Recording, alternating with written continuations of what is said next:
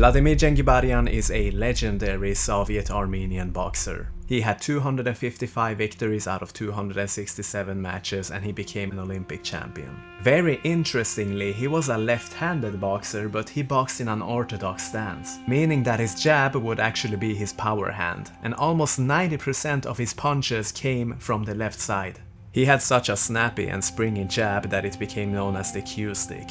Now, the famous quote by Bruce Lee fits marvelously to this man. He does one or two things exceptionally well. He does them so well that the predictability of it doesn't even matter anymore because no one has a response anyways. When you learn one or two things so exceptionally well, you develop a certain rhythm that it is the rhythm that becomes the unpredictability and not the action itself. He threw his lead hand from the distance in such a snappy and twitchy and elastic manner like an agile cat from all sorts of different and weird angles that no one saw coming. And these angles, they were so alien, they were so different from conventional boxing that it would leave opponents terrified.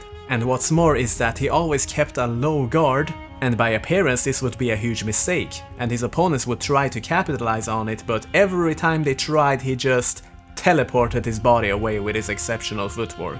And this was nerve-wracking for his opponents. All of these so-called technical flaws were actually deliberate tools of deception.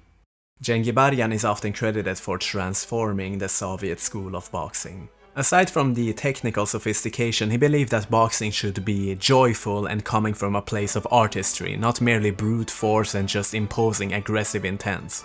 Now, the main takeaways that you can learn from this man is that you should be proficient in all aspects of boxing, yes, but you should also do a few things exceptionally well.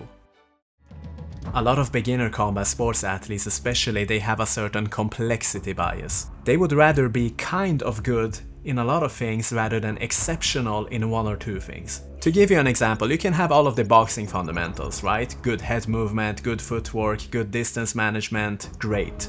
But if you have an exceptional jab or an exceptional right hand, whatever it might be in addition to that, it just becomes like a game of poker. You just keep playing until you get a good hand, which symbolizes a good opportunity, and then you use your exceptionally good weapon. What almost every world-class boxer has in common is that they don't take dumb risks. They just stay patient and scout for these opportunities to use their super weapon, whatever it might be. They don't have to be kind of good in 1,000 things, they just have to be exceptional in one or two things, and they just stay patient until opportunities present themselves. In the Soviet school of boxing, in the beginning stages, everyone would learn the same thing. They were direct replicas of each other. In a normal Soviet boxing session, it would be like looking at toy soldiers. But with time, with maturity, coaches would notice if one certain boxer had a better jab or a better hook. They would notice if they did something unusual that was actually appropriate for them, even if it broke the baseline textbook boxing technique. And thus came individualization.